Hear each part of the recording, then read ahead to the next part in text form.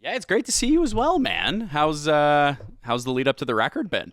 It's been good. It's been fun. We had a little surprise show last night where we played a bunch of new songs. It was cool. It's been exciting. We're really pumped about it. Absolutely. And yeah, those surprise shows, I mean, you guys have been, doing them quite a bit. Is it nice to kind of do that and do something that's a little out of the norm of like, hey, like we've got a show coming. It's in like 6 months. Totally. Yeah, I mean, yeah, exactly that. We're trying to shake things up as much as we can because variety is the spice of life. So we played a garage, we played an ice cream parlor, we played a hotel room. Last night we played a Boston Pizza, No, and you did not. yeah, we did. And yeah, it's been fun. But the thing, so we're always trying to like learn from the last thing that we did. And what I realized is last summer we played our big hometown show in Hamilton, which was amazing. But then we played a couple clubs in Manchester and Leeds. And I realized I was like, I think the guys are having just as much fun playing these rooms than the big one. I was like, "Oh, there's something there. There's something interesting there that should be honored." And so I think it's like getting to play lots of different spaces. I think is especially when you have new music, is a great way to have these new songs connect. Maybe a little less nerve wracking for you guys in like a 200-person club to play new music you haven't played in front of anybody before, kind of deal. Well, I just know what it's like to be a fan of a big fan of a band and see them in a big room and then hear them play a new song. It's like doesn't do the song any service because sometimes the song can be a great song, but it's just not the right environment to hear it. Whereas I've seen some bands play, here's a new song, and you're in a tiny club, and you're like, oh, I totally get it. I get this song in a way I just wouldn't be able to in a big venue. And that was one of the reasons why we booked the tour the way we did. We're like, we have this new album. It's our ninth record, and we want to honor the music, and we don't really get to honor the songs if we're playing in a big room where people are hoping to hear like all of their favorite songs from across the catalog. So we're like, oh, if we do 3 nights in a city, we can get to all the songs, and we can also play the new stuff and really have it felt. Between the cover stuff that you guys do and also the studio recordings, like you guys could have probably done 5 nights in all of these cities and they still would have Yeah. sold out as quick as they did. Yeah, it was great. I mean, we're so lucky that we've been able to play in Calgary, like in every kind of room in Calgary. And the last few times we played the Saddle Dome and obviously Calgary Stampede. But when I look back, it's like, oh, we played that show at the Legion years ago. That was a great time. So let's do that again. There's something really honest about those small rooms, which I'm pumped to go back to. On the topic of the tickets for these shows, man, like over the last couple of years, I've tried to get tickets to Taylor Swift and her Eras tour and like Bruno Mars in Vancouver and stuff. Your guys' tickets for this tour were the hardest to get out of all of them, dude. Well, what's we just want to make it feel like a sweaty rock show. There's I think like John F. Kennedy said like when he was like booking his presidential tour, like before he became the president, it's like if you want, you know, 80 people to show up, book a 60-person room because it really feels right. And I think there's something to that. Actually, the Boston Pizza last night, they told us the capacity in a Boston Pizza is 170 people. But we're like, okay, great. But we're only going to play on the bar side and nobody can go in the dining room side. So there's 170 people crammed into the bar side. And it was great. Yeah, you're really stretching that fire capacity right there.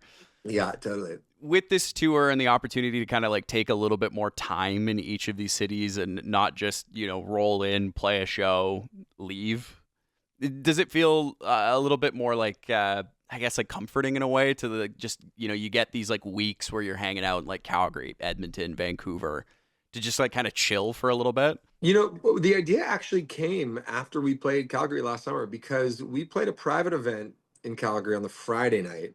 So we got in like Thursday night or Friday morning, probably Thursday night. Played Friday.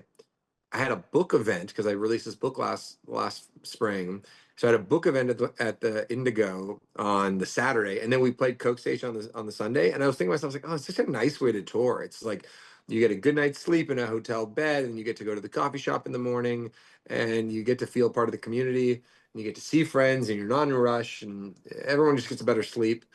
So that was the impetus. I was like, okay, how can we do that? How can we do more of that? And especially with the new record, like we want to be able to like really invest in these songs, and yeah, that's how the idea came to be. Let's talk about the record a little bit between us. For you guys going into the recording of this record, first new one since Laundry Pile.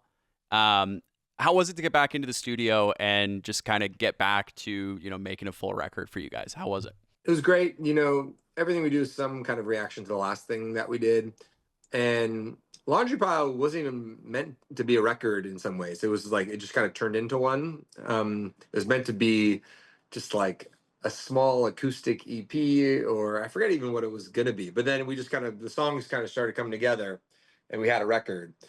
But we didn't really go in with a game plan. And Blink Once and Blink Twice were made differently in that it was during the pandemic and we had to kind of be sending songs to each other and we couldn't always be in the studio at the same time. So anyway, between those three records, I think the entire band was like, can we like make a record like we did our first couple, where it's like, let's rehearse the hell out of the songs, let's feel super prepared, and let's go into the studio with an indie rock producer that just like knows how to capture a band. So that's what we did. And you know, other records we've had some co-writes and we've just really experimented over the years, and I think that's made the band successful and kept everything fresh.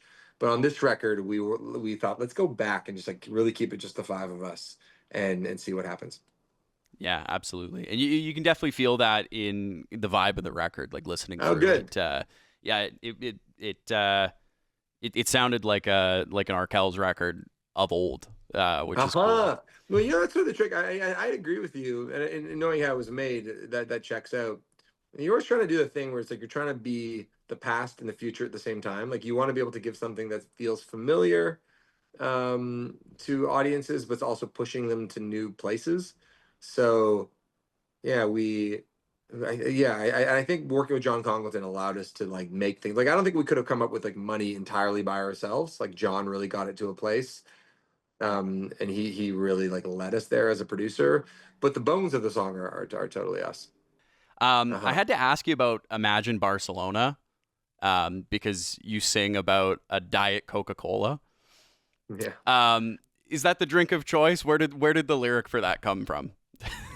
I do love, honestly, that 6 p.m. Diet Coke when Oh you yeah. just like, it's been a long day. People call them fridge cigarettes, Oh yeah, fridge cigs, baby. fridge shakes. And I love the idea of like, you're with someone, you're like, what are we doing for dinner? I was like, well, we got enough food, but we do have a Diet Coke. So let's have that Diet Coke and then let's go find some dinner like outside of our apartment, which is what I seem to do most days at home, like actually every single day at home, where I look in my fridge, I go, huh, dude, there's no groceries in there. I guess I'll have my Diet Coke and then I'll see what's out there in the world.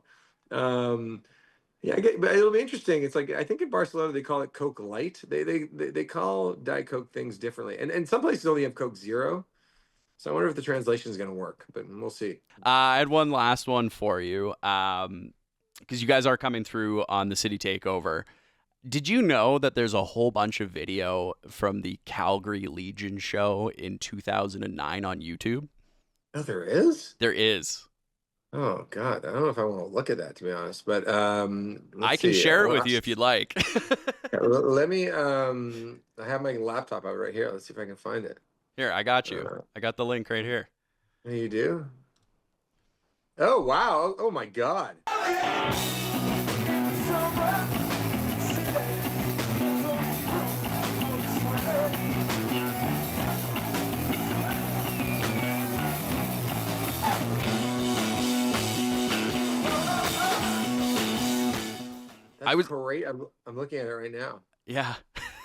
I went on a deep dive to try and find it. I could not find anything from the Palomino, but I did find that. We've never played the Palomino. You've We've never never played played the the Palomino. Palomino No, before. no, never played that one. I guess at that point you would guys would have probably played what, the Gateway at Yeah, we Sate? played. Yeah, we played at State Gateway. We played the Drum and Monkey the first time we ever played here, and then we played State Gateway a couple times. Obviously, we played McEwen Ballroom, McEwen Hall. I think we opened. Did we open for? We might have opened for the Black Crows at one of the theaters here, in Wow. like our first time ever in Calgary. Yeah. Yeah. Anyway, that's Um, crazy. My question for you is that red Mhm. jacket making a return for the Legion show? You know what? It probably still fits, but I couldn't tell you where that is. I don't really hold on to anything. Period. You could rob my place and it'd be fine. I don't care. I'd be surprised with the jacket wardrobe you've got. I would have expected, big No, gigantic our wardrobe. manager Ash, she holds on to some of the good stuff, but I could care less. Awesome, man. Well, we're so stoked for you guys to roll through, and good luck with the release of the album. And we'll see you in Calgary in May. Thanks so much.